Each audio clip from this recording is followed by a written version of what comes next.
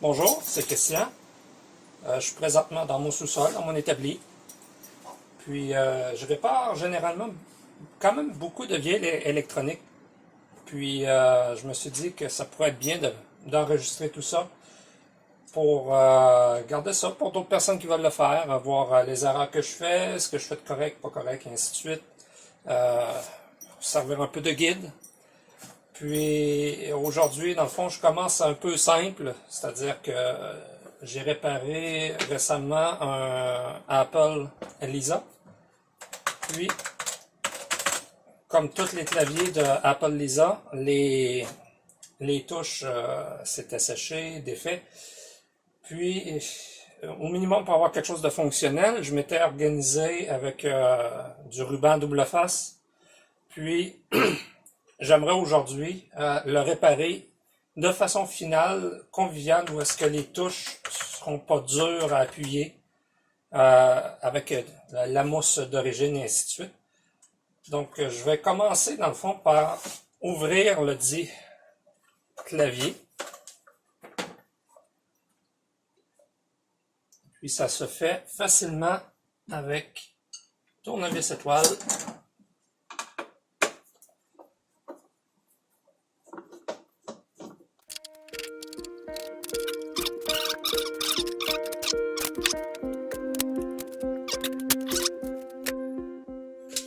On a ici notre clavier. Un clavier un peu spécial parce que c'est des touches capacitives qui appellent. Puis, non, trop petit.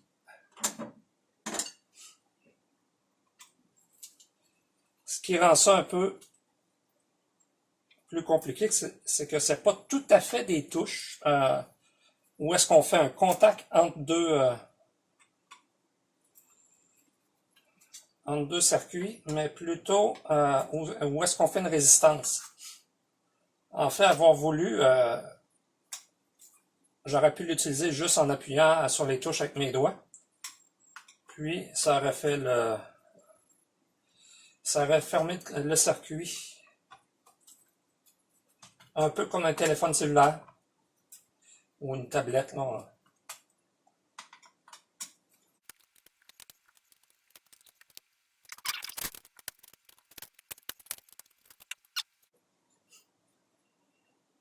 Donc ici, on a le circuit. Mais c'est pas ça qu'on va vraiment regarder aujourd'hui. C'est plutôt les pads en dessous. On voit que je m'en étais fait. Petit.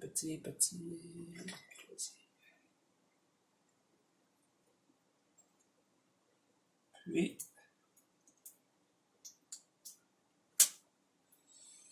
on voit ici que j'avais pris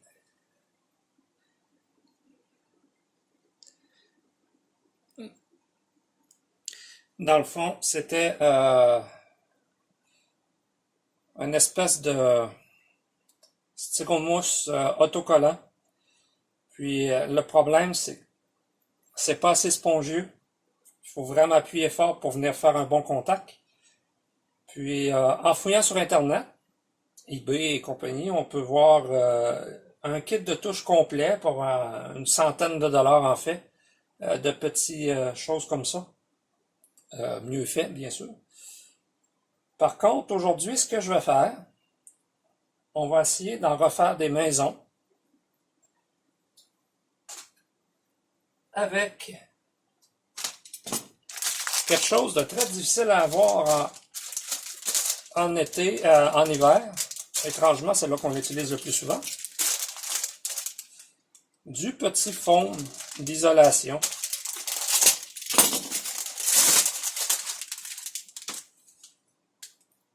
Qui va être beaucoup plus spongieux. Puis pour servir de surface capacitive, on va utiliser un sac de chips. Et tenir tout ça ensemble, du tape double face.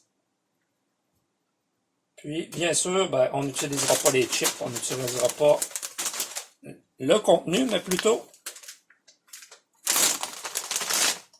la belle petite surface à l'intérieur qui est une mince couche de métal, aluminium, recouvert d'une fine couche de plastique, ce qui est parfait.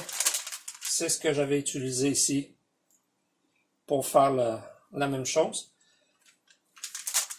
Donc aujourd'hui, le but, c'est de faire un kit qui vaut une centaine de dollars pour l'équivalent peut-être de 5 ou 6 dollars de matériel. Donc, dans les vieux électroniques, c'est souvent ce qu'on doit faire, c'est souvent difficile de trouver la bonne chose, la bonne pièce d'origine. Des fois, il faut y aller de manière créative. Ou si on chasse vraiment le vrai bon matériel, celui officiel, mais faut être prêt à débourser des bonnes sommes en général. Donc, on va essayer d'économiser un petit peu. Donc, j'ai effectivement la bonne largeur.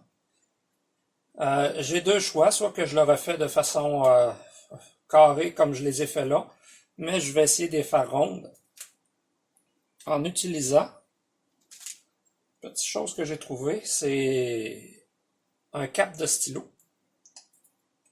Puis, ça semble avoir exactement la bonne grandeur. Donc, je vais l'utiliser comme punch. Sinon, si on a un punch à la maison, ben, on peut l'utiliser directement. Mais c'est pas, malheureusement, pas mon cas présentement. Donc, on va commencer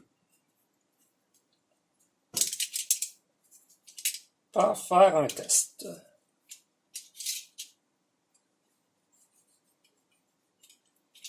Étape 1. Oh, il est déjà double face. C'est encore mieux. C'est encore mieux. Je m'attendais pas à ça.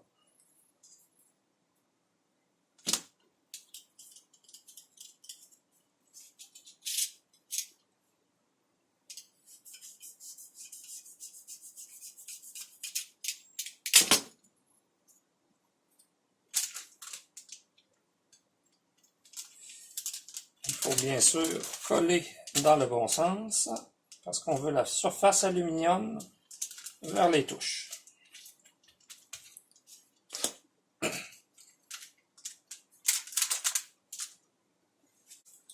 Je vais utiliser ici une planche droite pour faire la coupure avec un marteau. Surface coupante plus affûtée vers le bas et on essaie.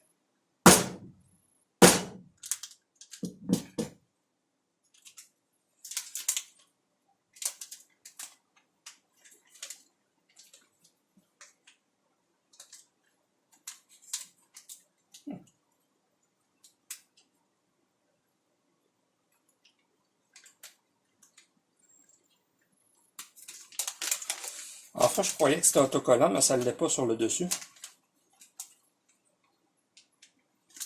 Mais c'est pas grave.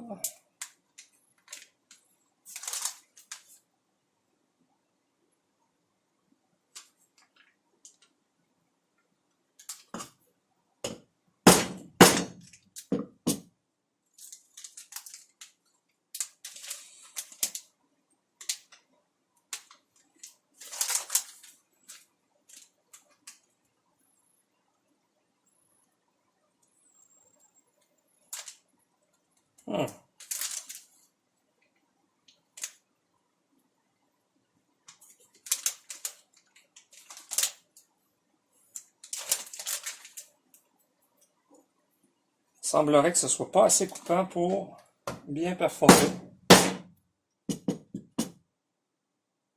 Vraiment pas. Et l'inverse. Non plus.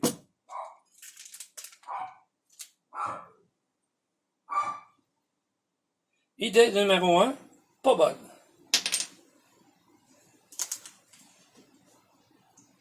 Idée numéro 2, les ciseaux.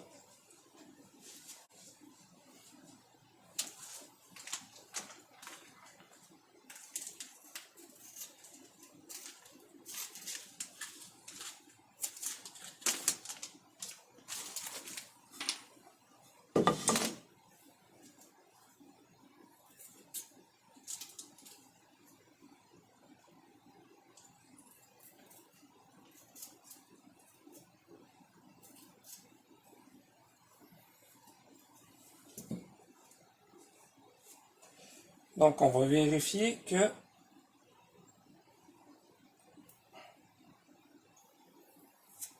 je peux bien le faire tenir. Puis, je vais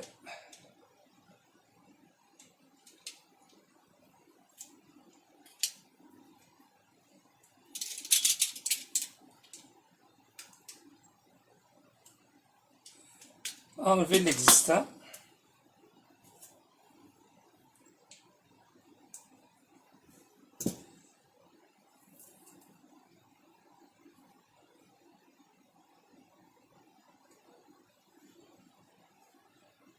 On va appliquer le ruban double face et se faire un beau petit carré.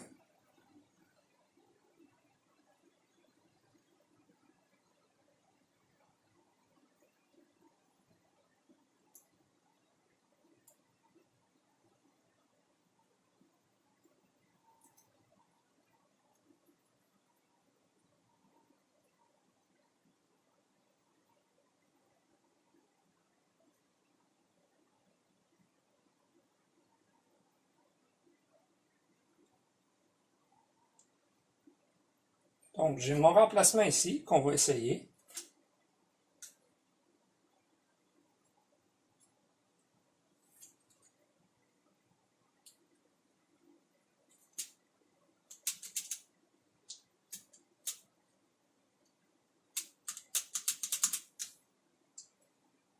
Et ça semble bien fonctionner. C'est bien clippé.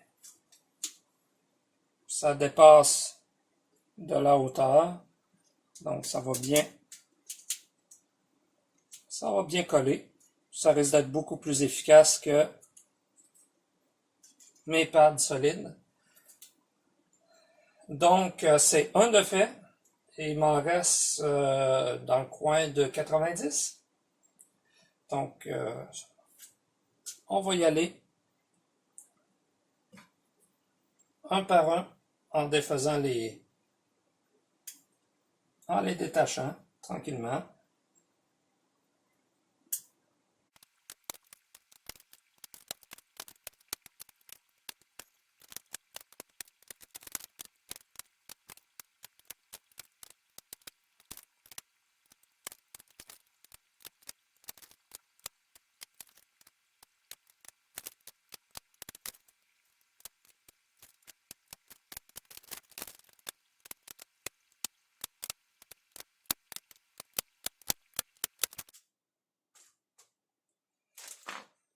Et voilà. Maintenant,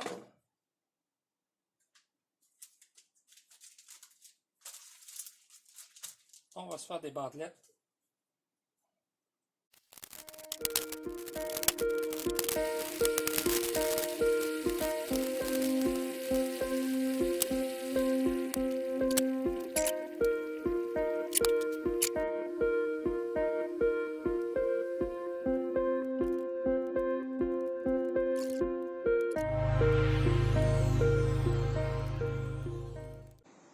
Donc, j'ai présentement terminé de toutes les assemblées.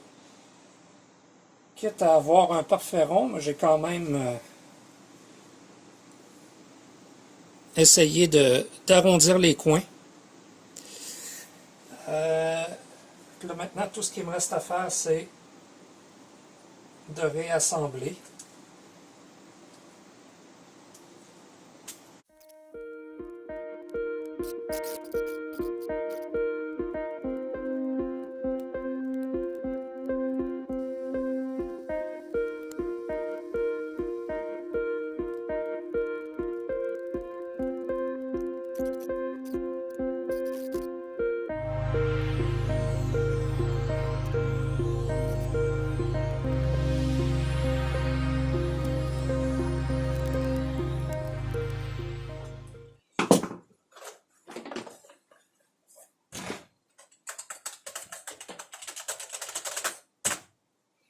Et voilà.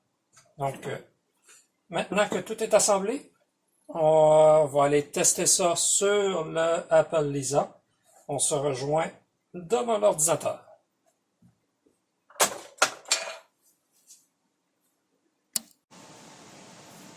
Nous voici présentement devant le Apple Lisa. Donc, je vais le démarrer. On va allumer le IDE file. Malheureusement, je n'avais pas de profile qui allait avec. J'ai dû fabriquer quelque chose de différent.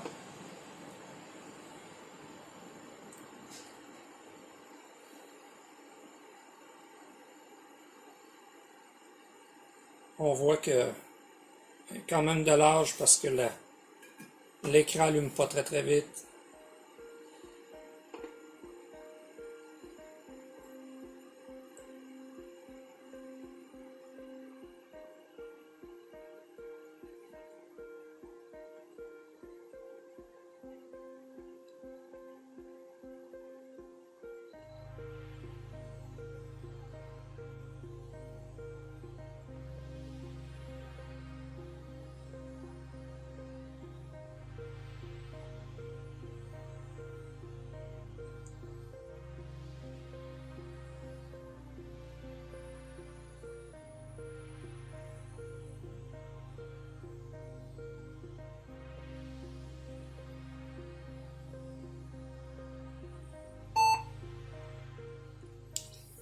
Et voilà, donc on m'avertit que le clock, l'horloge n'est pas complètement réglée, c'est normal.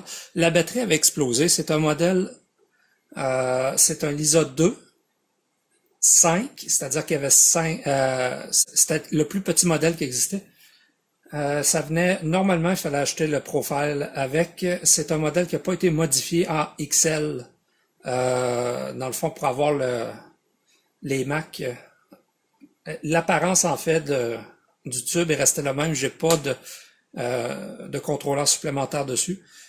J'ai un lecteur de 400K et non pas de 800K comme certains avaient. Donc ici, j'ai disquette qu'on va renommer pour tester le clavier. Donc ça semble bien marcher. On va l'appeler, je sais pas, test de clavier.